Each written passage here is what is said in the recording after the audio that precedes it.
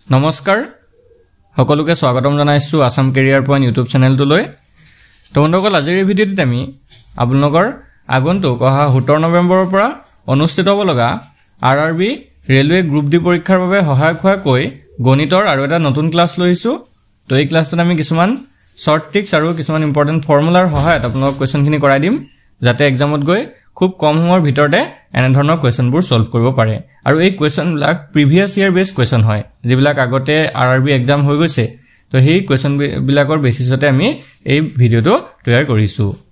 আৰু এটা কথা ইয়াতে আপোনালোকক জনাই থওঁ, আমি আৰআৰবি গ্ৰুপ ডিৰ কাৰণে যিবিলাক পিডিএফ বনাইছো তো সেই পিডিএফখিনি যদি এতিয়ালৈকে আপোনালোকে লোৱা নাই সোনকালে লৈ ল'ব, কাৰণ এক্সামৰ কাৰণে বেছি দিন নাই ন, এক মাহমান সময় আছে। তো এই এক মাহত যদি আপোনালোকে পিডিএফখিনি গোটেইখিনি কমপ্লিট কৰি দিব পাৰে তেতিয়াহ'লে কিন্তু আপোনালোকৰ বহুত কুৱেশ্যন তাৰ পৰা কমন পৰিব। আমি যিমানবোৰ ভিডিঅ' ইউটিউবত আপলোড কৰিছো, কাৰণ ভিডিঅ'টো গোটেইখিনি কমপ্লিট কৰিব নোৱাৰি ন, পিডিএফত গোটেইখিনি কমপ্লিট কৰা আছে।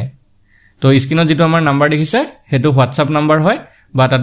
জিপেও আছে। তো তাত আপোনালোকে কেৱল 99 পে' কৰিলে আৰু পে' কৰি পিনে স্ক্ৰীনশ্বটটো আমাক হোৱাটছআপত পঠাই দিব, আমি লগে লগে আপোনালোকক পিডিএফখিনি পঠাই দিম। ঠিক আছে। সো এতিয়া আমি কোৱেশ্যনখিনি চাওঁ, বেছি দেৰি নকৰোঁ। তো ফাৰ্ষ্ট কোৱেশ্যনটো কি দিছে, অদিতিয়ে টিনটিন কমিক নামৰ বুকখনৰ 100 পৃষ্ঠাৰ 5/4 খণ্ড পঢ়িছে। তে অদিতিয়ে এতিয়াও কিমান পৃষ্ঠা পঢ়া নাই? আৰু এই কুৱেশ্যনটো আৰআৰবি 2009 চনত আহিছে। সো কুৱেশ্যনটো ইম্পৰ্টেণ্ট হয়, ভালকৈ চাই যাব। আদিতি নামৰ এগৰাকী ছোৱালী আছে আৰু যিগৰাকী ছোৱালীয়ে টিনটিন কমিক এখন কিতাপ আছে, সেই কিতাপখনৰ 100 পৃষ্ঠাৰ ভিতৰত 100 পেজৰ ভিতৰত 4/5 পাৰ্ট পঢ়ি দিছে। এতিয়া কৈছে যে কুৱেশ্যনটোত আদিতিয়ে কিমান পৃষ্ঠা এতিয়াও পঢ়া নাই। তো আমি প্ৰথমতে চাম যে 100 পৃষ্ঠাৰ ভিতৰত 4/5 কিমান পৃষ্ঠা হয়গে। 100 পৃষ্ঠাৰ 100ৰ 4/5 অংশটো কিমান পৃষ্ঠা হয়। তো আমি যদি চাওঁ 100ৰ 4/5 মানে কি হ'ব, 5 যদি 100 কাটো 20, তো এইটো 20 আৰু 4 পূৰণ কৰিলে হৈ যাবগে 80। তো 80 পেজ তাই কি কৰিছে এতিয়ালৈকে পঢ়িলে। ঠিক আছে, 80 পেজ পঢ়িলে। তো 100 পেজৰ ভিতৰত যদি 80 পেজ পঢ়িলে, এতিয়া বাকী কিমান পেজ আছে? বাকী আছে 20 পেজ, হয় নহয়? তেতিয়াহে 100 পেজ হ'ব। তো বাকী আছে 20 পেজ, এইখিনি হৈছে বাকী, এইখিনি পঢ়িবলৈ বাকী আছে। তো এইটো হ'ব আমাৰ শুদ্ধ উত্তৰ, অপশ্যন ডিটো হ'ব ইয়াতে কাৰেক্ট এনচাৰ। হ'ল 20 পেজ এতিয়াও পঢ়া নাই। ঠিক আছে, কুৱেশ্যনটো ইমান টান কুৱেশ্যন হয়, একদম ইজি কুৱেশ্যন হয় আৰু ইমানো বেছি টান আপোনালোকৰ এক্সামত নাহিব কিন্তু। ঠিক আছে। সো যিমানখিনি আমি কুৱেশ্যন কৰাওঁ সেইবিলাক আপোনালোকে ভালকৈ চাই যাব। নেক্সট কুৱেশ্যনটো চাওক, মানচিত্ৰত 0.5 চেণ্টিমিটাৰে 10 কিলোমিটাৰক বুজায়। যদি মানচিত্ৰত দুখন চহৰৰ মাজৰ দূৰত্ব 82.5 চেণ্টিমিটাৰ, তেন্তে ইয়াৰ মাজৰ প্ৰকৃত দূৰত্ব কিমান? আৰু এইটো ৰেলৱে পৰীক্ষা 2005 চনতে আহিছে। ঠিক আছে। সো সেইকাৰণে ইম্পৰ্টেণ্ট হয়, চাই যাব। তো মেপত আমি সকলোৱে জানো, মেপত এটা শৰ্ট মানে এটা ডিষ্টেঞ্চ আমি যদি চাওঁ বোলে আমাৰ অসমত বোলে আমি যদি চাওঁ লখিমপুৰৰ পৰা গুৱাহাটীলৈকে ডিষ্টেঞ্চটো কিমান। সো সেই ডিষ্টেঞ্চটোতো ডাইৰেক্টলি দিব নোৱাৰিব। তো মেপত সেই এটা শ্বৰ্টত মানে চেণ্টিমিটাৰত বা ইঞ্চিত আপোনালোকৰ ডিষ্টেঞ্চটো দিয়া থাকে যে ইমান চেণ্টিমিটাৰত ইমান কিলোমিটাৰ হয়। তো ইয়াতে আমাক 0.5ত দিয়া আছে 10 কিলোমিটাৰ। ঠিক আছে। তো আমি যদি চাওঁ কি কৈছে চাওক, 0.5 চেণ্টিমিটাৰ মানে কি 10 কিলোমিটাৰ। ঠিক আছে। এতিয়া 0.5 মানে কি আধা চেণ্টিমিটাৰ। তো আমি যদি 1 চেণ্টিমিটাৰ চাওঁ, তো 1 চেণ্টিমিটাৰত কিমান হ'ব? 10 পূৰণ 2, কাৰণ আধাৰ আমি দুগুণ কৰি দিছোঁ, তেতিয়া 1 হৈ গ'লগৈ, তেতিয়া এইটো 10ৰ দুগুণ হ'বগৈ। তো 10ৰ দুগুণ হ'লেগৈ হ'বগৈ 20 কিলোমিটাৰ। ঠিক আছে। 1 চেণ্টিমিটাৰত কিমান কিলোমিটাৰ হ'ব তেতিয়া? 20 কিলোমিটাৰ। এতিয়া আমাক সুধিছে যে 82.5 চেণ্টিমিটাৰত কিমান কিলোমিটাৰ হ'ব। তো চিম্পল এতিয়া আমি 82.5 চেণ্টিমিটাৰত কিমান হ'ব, তো এইটো 82.5ৰ লগত 20 এটা পূৰণ কৰি দিলে হৈ যাবগৈ। ঠিক আছে। তো 82.5ৰ লগত 20 পূৰণ কৰি দিলে হৈ যাবগৈ। তো এইটো 2 5 গুণ 10ৰ 0 কৰিলে 1, 2 2 গুণ 4, 1 5, 2 8 গুণ 16। তো এইটো হৈ যাবগৈ 1650 কিলোমিটাৰ। ঠিক আছে, 1650 কিলোমিটাৰ। অপশ্যন বিটো হ'ব ইয়াতে শুদ্ধ উত্তৰ, বিটো শুদ্ধ উত্তৰ হ'ব। বুজি পাইছে? তো এইটো কিন্তু ইম্পৰ্টেণ্ট কুৱেশ্যন হয়। এনেকুৱা এইবিলাক কুৱেশ্যনবিলাক আগতে যিহেতু আহি গৈছে তো অহাৰ চান্স আছে। একজেক্টলি এইটো নাহিলেও এনেধৰণে কিন্তু আহিব পাৰে। ঠিক আছে, সেইকাৰণে ইম্পৰ্টেণ্ট হয়। নেক্সট কুৱেশ্যনটো চাওক কি কৈছে, 225 মিটাৰ দৈৰ্ঘ্যৰ এটা পথৰ এফালে সমান দূৰত্বত 26টা গছ ৰোপণ কৰা হৈছে। এই পথৰ আৰম্ভণি আৰু শেষত গছ গছনিও ৰোপণ কৰা হয়। তে একেৰাহে দুটা গছৰ মাজৰ দূৰত্ব কিমান? এইটো ৰেলৱে পৰীক্ষা 2002 চনত আহিছে। কি কৈছে চাওক, 225 মিটাৰ ৰাস্তা আছে, এইটো ধৰক 225 মিটাৰ ৰাস্তা হ'ল, 225 মিটাৰ এই ৰাস্তাটো, আৰু ইয়াৰ এটা সাইডে ধৰক এটো সাইডে ধৰক ওপৰৰ সাইডটোত কি কৰা হৈছে 26 জোপা গছ ৰোপণ কৰা হৈছে এনেকে ধৰক এটো জোপা আছে ইয়াতে জোপা আছে এনেকে কৰি 26 জোপা ইয়ালৈকে কিমান জোপা হলগে টোটাল 26 জোপা গছ ৰোপণ কৰা হৈছে ইয়াৰ পৰা ইয়ালৈকে হল 26 জোপা এতিয়া আমাক খুদিছে যে আৰু সেম ডিসটেন্সত মানে এজোপাৰ পৰা আনজোপা সেম ডিসটেন্স আছে মানে হিহঁতৰ ঠিক আছে তো এতিয়া খুদিছে যে আমাক একেৰাহে দুটা গছৰ মাজৰ যিটো দূৰত্ব হেতু কিমান হয় মানে ধৰক মই তলত আগে দিছো চাওক এজোপা গছ আছে হল এজোপা গছ আৰু এজোপা গছ আৰু এনেকে গৈ 26 জোপা গছ আছে টোটাল তো এই দুজোপা গছৰ মাজৰ যিটো ডিসটেন্স সেম ডিসটেন্সত পৰিছে ন তো এই ডিসটেন্সটো কিমান হয় হেতু আমাৰ উলিয়াব দিছে তো আমি যদি চাও 26 জোপা গছৰ মাজৰ ডিসটেন্স টোটাল ডিসটেন্স কেটা থাকিব বাৰু 26 জোপা গছৰ মাজৰ টোটাল ডিসটেন্স থাকিব 25 টা সাবদে একেলে 25 টা হল কাৰণ আমি যদি 3 জোপা গছ চাও ন 3 জোপা গছৰ মাজৰ ডিসটেন্স কেটা থাকিব দুটা থাকিব ন চাওক 3 জোপা গছ এই 3 জোপা গছৰ মাজৰ গ্যাপ কেটা আছে দুটা আছে তো 26 জোপা গছৰ মাজৰ গ্যাপ কেটা থাকিব 25 টা গ্যাপ থাকিব এতিয়া সিম্পল 225 টোটাল ৰাস্তাটো আছিল দৈৰ্ঘ্য 225 হয়নে নহয় আৰু আমি গছ গ্যাপৰ সংখ্যা পালোগে 25 টা তো সিম্পল 225ক 25 এ হৰণ কৰি দিম এতিয়া আনসাৰটো আমাৰ এটো ওলাব 225ক যদি আমি 25 এৰে হৰণ কৰি দিও তেতিয়া আনসাৰটো ওলাব ঠিক আছে আৰু এটো 25 এ কাটিলে 9 বাৰ যাব তো আমি গম পালো যে এতিয়া এটা গছৰ মাজৰ যেটো গ্যাপ ধৰক এজোপা গছ তো এই যেটো গ্যাপ এটো হৈছে মাজত 9 মিটাৰ ঠিক আছে 9 মিটাৰ অপচন ইয়াতে বি টো হৈ যাব কারেক্ট आंसर অপচন বি টো হৈ গল কারেক্ট आंसर বুজি পাইছে সকলোৱে চাগে আগবাঢ়িব পাৰো নেক্সট কোৱেশ্চন তুলে নেক্সট কোৱেশ্চন তো চাওক এজন ছাত্ৰক 2 to the power 5 into 9 square লিখিবলৈ কোৱা হৈছিল কিন্তু তেও লিখিছে 2592 এই দুইটা সংখ্যাত পাৰ্থক্য কি হয় আৰু এটো এসএসসি এক্সাম 2009 ত আহিছে ঠিক আছে এই কোৱেশ্চনটো অলপ ইম্পৰ্টেন্ট হয় ভালকে চাব এজন ছাত্ৰক কি লিখিবলৈ কৈছিলে 2 টু দি পাৱাৰ 5 মানে 2 to the power 5 into 9 square লিখিব কৈছিলে কিন্তু হি ভুলতে লিখি পালেগে 2592 হল এতিয়া আমাক কৈছে যে এই দুইটা সংখ্যা এটো কিবা এটা সংখ্যা ওলাব ন আৰু এটো এটা সংখ্যা এই দুটাৰ মাজৰ পাৰ্থক্যটো কি হয় সো আমি প্ৰথমতে এই 2 টু দি পাৱাৰ 5 ইনটু 9 স্কয়াৰটো উলিয়াই লব লাগিব কিমান হয় সংখ্যাটো তেতিয়া আমি এতৰ পাৰ্থক্যটো উলিয়াব পাৰিম এতিয়া আমি যদি চাও 2 টু দি পাৱাৰ 5 মানে কি ইয়া দুটা কি পাঁচটা 2 পূৰণ হৈছে 2 2 2 2 2 আৰু তাৰ লগত 9 দুটা পূৰণ হৈছে 9 আৰু 9 তো আমি পাঁচটা 2 পূৰণ কৰিলে পাম 32 আৰু এফালে 9 9 গুণ 81 এতিয়া 32 আৰু 81 পূৰণ কৰি দিও তো 32 আৰু 81 পূৰণ কৰিলে কিমান হয় চাও 2 গুণ 2 1 3 গুণ 3 8 গুণ 16 6 কৰিলে 1 8 3 24 1 25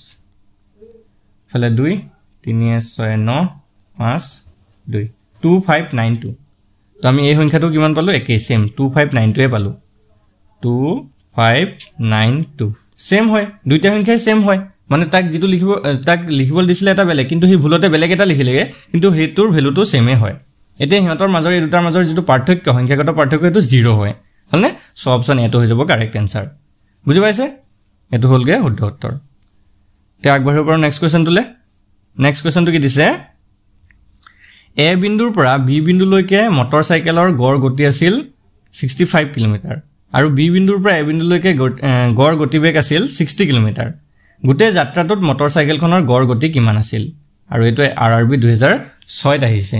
তো এটো ইম্পৰ্টেন্ট হয় ভালকে চাই যাব ধৰক এটো এটা এ পইণ্ট হয় আৰু এটো বি পইণ্ট হয় তো এৰ পৰা বি লে গৈছে মটৰচাইকেল এখন যাওঁতে তাৰ স্পিডটো আছিল 65 কিলোমিটাৰ পাৰ আৱাৰ আৰু বিৰ পৰা এলে আহোতে তাৰ স্পিডটো আছিল 60 কিলোমিটাৰ পাৰ আৱাৰ হলনে এতিয়া আমাক খুদিছে যে হে মুঠ যাত্ৰাটোত গড় গতিবেগ কিমান আছিল বা গড় গতি কিমান আছিল তো ইয়াৰ কাৰণে এটা সিম্পল ট্ৰিক্স বা সূত্ৰ আপোনালোকে নোট কৰি লব সূত্ৰটো হৈছে 2xy ডিভাইডেড বাই x plus y এটো হৈছে ফৰ্মুলা বা সূত্ৰ ঠিক আছে বা ট্ৰিক্স বুলি আমি ক'ব পাৰো তো ইয়াতে x মানে কি x মানে হৈছে যেটো প্ৰথম গতিবেগ তো ইয়াতে আমি x টো 65 ধৰি লৈছো আৰু y মানে কি y মানে হৈছে দ্বিতীয় গতিবেগ আৰু y টো আমি ইয়াত 60 ধৰি লৈছো ঠিক আছে x মানে 65 y মানে 60 আৰু ফৰ্মুলাটো হৈছে 2xy ডিভাইডেড বাই x plus y হৈ গল এতিয়া আমি সূত্ৰটো পঢ়াই দিম 2 পূৰণ 65 পূৰণ 60 তলত 65 যোগ 60 হল এতিয়া এটো 2 পূৰণ 65 পূৰণ 60 তলত 65 আৰু 60 যোগ কৰিলে এটো হৈ যাবগে 125 হলনে এতিয়া আমি 5 এৰে যদি 65 কাটো 13 বাৰ যাব 125 কাটিলে 25 বাৰ যাব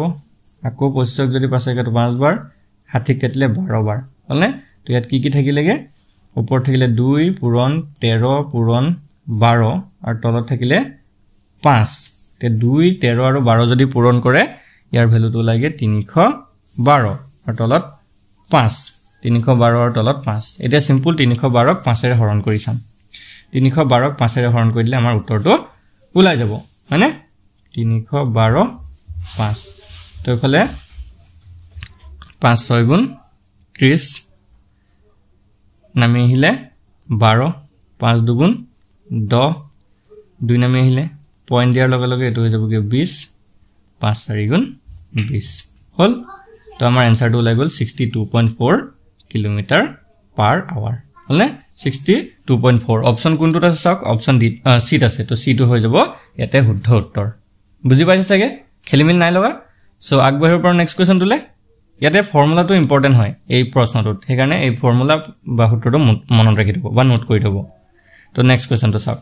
কি কৈছে পৰিয়ালত পিতৃ মাতৃৰ গড় বয়স 35 বছৰ পিতৃ মাতৃ আৰু একমাত্ৰ পুত্ৰৰ গড় বয়স 27 বছৰ তেতিয়াহলে পুত্ৰৰ বয়স কিমান আৰু এটো এসএসসি এক্সাম 2010 ত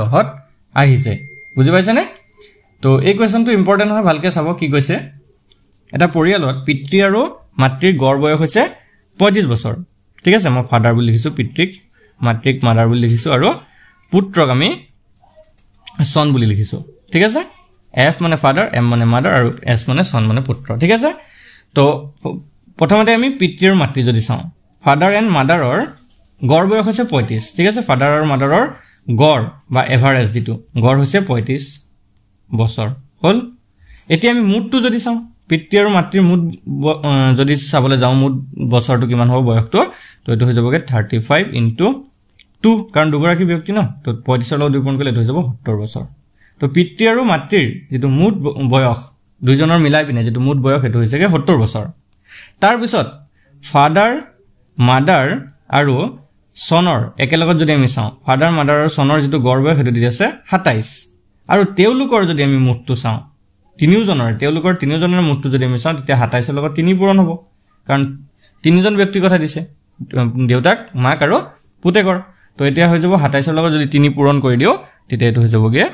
81 ঠিক আছে 81 এতিয়া এটা কথা ভালকে মন কৰিব এটো হৈছে তেওঁলোকৰ তিনিজনৰে বয়স আৰু এটো হৈছে অকল মাক দেউতাকৰ বয়স তো আমি তো গম পাইছে তিনিজনৰ বয়সৰ পৰা মাক দেউতাকৰ বয়সটো যদি আমি মাইনাস কৰি দিও তেতিয়া দেখোন পুতেকৰ বয়সটো ওলাই যায় পুত্ৰৰ বয়স ওলাই যায় হয়নে নহয় তো সিম্পল 81 ৰ পৰা 70 মাইনাস কৰিলে উত্তৰটো ওলাই যাব তো এটো হৈ যাব 11 হলে তো পুতেকৰ বয়সটো আমি গম পালো 11 ইয়াৰ্স মানে 11 বছৰ অপচন বি টো হৈ যাব কাৰেক্ট আনসাৰ বুজি পাইছে একদমে সিম্পল কোৱেশ্চন হয় খালি আপোনালোকে জানিলে হল কেনেকে কৰিব লাগে সেই বস্তুটো জানিলে হৈ যাবগে ঠিক আছে সো আগবাঢ়ো নেক্সট কোৱেশ্চন তুলে নেক্সট তো চাওক কি কৈছে 3 ৰ একেৰাহে তিনিটা গুণিতকৰ যোগফল 90 তো এইবোৰৰ ভিতৰত আটাইতকৈ ডাঙৰ সংখ্যাটো কিমান 3 ৰ যিবিলাক গুণিতক আছে ধৰক প্ৰথমটো 3 তাৰ পিছতে 6 তাৰ পিছতে 9 তাৰ পিছত 12 এনেকুৱা ধৰণৰ তো ইয়াত কিন্তু কোৱা নাই কোন কেইটা গুণিতক ঠিক আছে আৰু এই তিনিটা গুণিতকৰ যোগফলটো হৈছে 90 তো এতিয়া সুধিছে এইবোৰৰ ভিতৰত আটাইতকৈ ডাঙৰ সংখ্যাটো কি হয় সো ইয়াত যেটো আমাক দি থোৱা নাই ডাইৰেক্টলি তো এটাক আমি ধৰি লম 3x আৰু এটা হ'ব তেতিয়া 3x + 1 আৰু এটা হ'ব 3x + 2 কাৰণ তিনিৰ গুণিতক হৈছে ন প্ৰথমটো 3x তাৰ পিছত 3x + 1 তাৰ পিছত 3x + 2 আৰু এই গুটেই কিটাৰ যোগফল হৈছে 90 মানে কি হৈছে চাওক 3x + 1 + 3x + 2 ইকুৱেল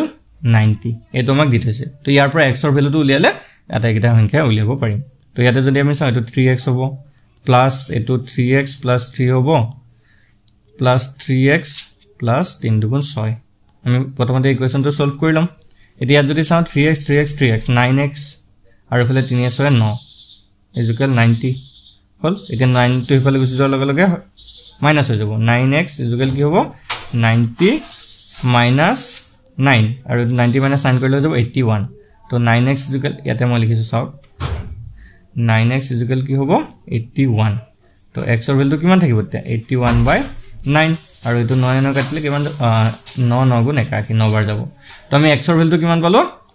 9 পালো ঠিক আছে x ৰ ভ্যালুটো আমাৰ কিমান লাগে 9 এতিয়া আমাক সুধিছিল যে ইয়াৰ ভিতৰত আটাইতকৈ ডাঙৰ সংখ্যাটো কি তো আটাইতকৈ ডাঙৰ সংখ্যাটো কি আছিল চাওক আটাইতকৈ ডাঙৰ সংখ্যাটো আছিল এইটো 3x + 2 মানে 3 পূৰণ 9 যোগ 2 9 2 11 3 পূৰণ 11 আৰু 3 11 কিমান হ'ব 33 তো এইটো হ'ব আমাৰ आंसर 33 অপচন ইয়াৰে ভিতৰত C2 হৈ যাব শুদ্ধ উত্তৰ বুজি পালে অপচন C2 কাৰেক্ট आंसर হ'ব সো এইকেইটা কোৱেশ্যনে আমি আজিৰ ক্লাছটোত চালো ডিসকাস কৰিলো যদি কোৱেশ্যন কেইটা ভাল লাগিলে ভিডিওটো এটা লাইক কৰি দিব আৰু চেনেলটো সাবস্ক্ৰাইব কৰি ল'ব কাৰণ এনে ধৰণৰ ক্লাছ এতিয়া আপোনালোকৰ এক্সামলৈকে আমি দি থাকিম আৰু